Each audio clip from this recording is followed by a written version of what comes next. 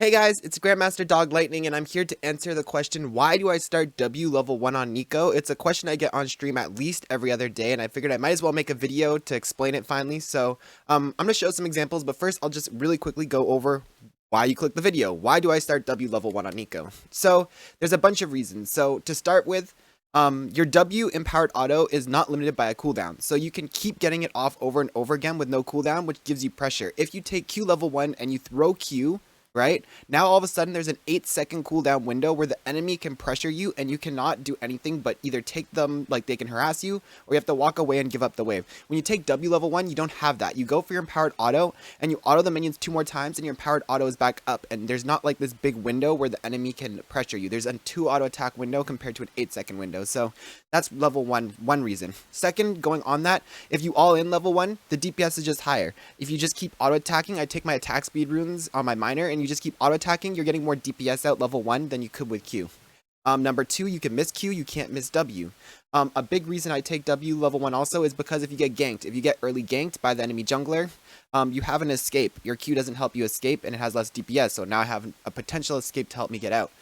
You can block skill shots with it, and the next reason is level 2. So I can use my W to push for level 2 first. So if the wave is close and we don't know who's going to hit 2 first, I can keep auto attacking the wave and push for level 2 with my empowered autos. Again, if I took Q, I could Q the wave, but then I'm leaving an opening where the enemy can pressure me because my ability's on cooldown. So I can auto attack the wave and help push for level 2. When I hit level 2, I can pre-stealth. This is a trick I always do. So on the second minion wave, after the first 3 minions die, you hit level 2. So after the first wave dives and the next wave comes in, I'm watching. And when that third melee minion's about to die, I start stealthing at the enemy before I hit 2. This is really important. That way, if you hit 2, the enemy's going to walk away. But if I start stealthing at them level 1, they're not ready for that yet. And then as I hit level 2, I can then instantly point up my root and go for a root that they're not expecting, because they're not expecting me to be level 2 already in their space. They're expecting me to hit level 2 and walk towards them, right? So I pre-stealth before I hit 2. I hit level 2, I root auto ignite for my electrocute proc, and this can lead to first blood in a lot of games. Again, going back on it, level 2 now I have my root and I have my W and my root, which means if I get ganked, I have my root and my W, which are my 2 spells that help me escape a gank. My Q does not help me escape a gank. Lots of games I end up, say I int level 1 and die, or we get a kill and I roam level 2. If I'm roaming, I don't want my Q. Again, it doesn't help me. If I'm trying to gank mid, I can stealth and find the root. If I have Q and E, I can't do that. So that's another reason, is just because of roaming with level 2 is better. And if you get ganked level 2, those 2 spells are better than having Q. And my final reason is because of mana, actually. So the way I see it is W doesn't cost mana. So level 1, I'm hitting level 2 with max mana. Then level 2, I have root, which isn't a spell you're completely spamming. And you're hitting level 3 with almost max mana pool. This way, when I hit level 3, I can start spamming Q on cooldown, and I will not before I go back to base. So if you think about it this way, the DPS you lost from not taking Q level 1, you can just make up level 3, right? Like, it's either way, it's the same damage. Whether you hit the 80 damage level 1 or hit the 80 damage level 3, it's still 80 damage, right? It doesn't change. So by having a more healthy mana pool and getting DPS for free in level 1, that means level 3 hits, I can start spamming my Qs on cooldown and get the damage I missed in level 1 and not really miss anything. So these are the main reasons why I take my Q level, or my W level 1 into an E level 2 into a Q level 3. Now I will say sometimes I don't take E level 2. Sometimes I'm in a lane where I can't all in level 2 and I'm shoved under my tower with like a Varus or something, and I take Q level 2 because it's better DPS, but it's more risky because, again, you can't roam level 2 with your Q, and you can't escape a gank or help your ADC with your Q. So anyways, these are the main reasons why I take Q. So yes, anyone who came to stream from stream, because I'm probably going to be linking this video in my stream anytime anyone asks, that's why.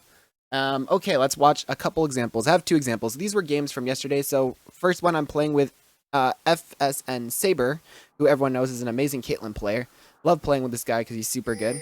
So level 1, we're sitting in the bush, we didn't have to leash, right? So the first thing I do is I auto attack the minions. So one thing I want to note here, by the way, this has nothing to do, I guess, but a little tip. If you auto attack a minion from in the bush, it gives vision of you in the bush, and all the minions will keep attacking you, plus the enemy can see you. If you auto attack a minion or a champion from in the bush, they get vision on you for approximately 3 seconds. So you'll see every time I ever auto attack a champion or a minion, I walk out of the bush, auto it, then walk back in so they lose vision. Walk out of the bush, auto it, walk back in so they lose vision. Again, if you auto attack from in the bush, they get vision of the bush for 3 full seconds, but if you auto out of it and walk in, they don't. And you can also do this when you walk out and auto a champion and walk back in. Sometimes if you do it quick enough, you can cancel the champion's auto attack. So you see I auto a minion, walk out, see how the minions, I walk in and out. So now I'm sitting here with my empowered auto ready because I autoed it twice, and I'm looking for an auto dart. I take my W to block a pike hook, and I get my free auto attack in. So already you can see, look at the trade, right? That's how much damage I took in return, which is, by the way, why I like to take Taste the Blood and not Cheap Shot, is because I'm always auto attack trading a lot, right? So if I'm going auto for auto and I'm healing 20, right? I'll round it up 20 of their damage.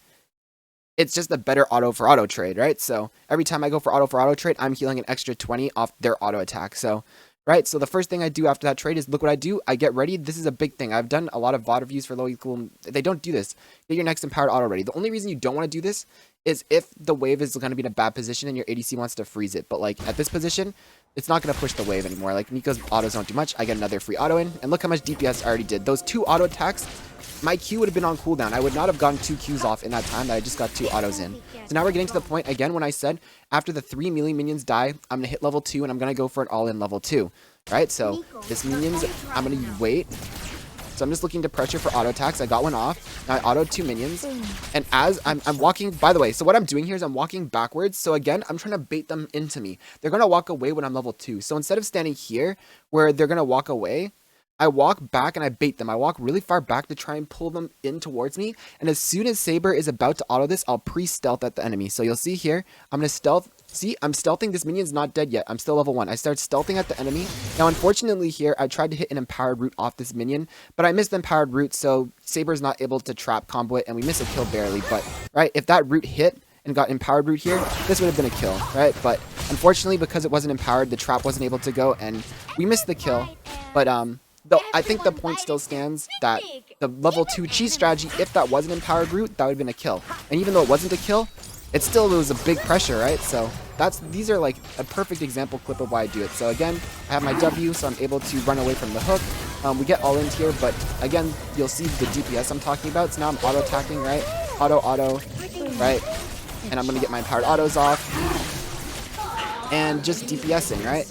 So I got an empowered auto in at the start. I got another one there. Q would have been on cooldown, wouldn't have got 2 Qs off. So yeah, this is why I take it. And now I'll go on to my second example.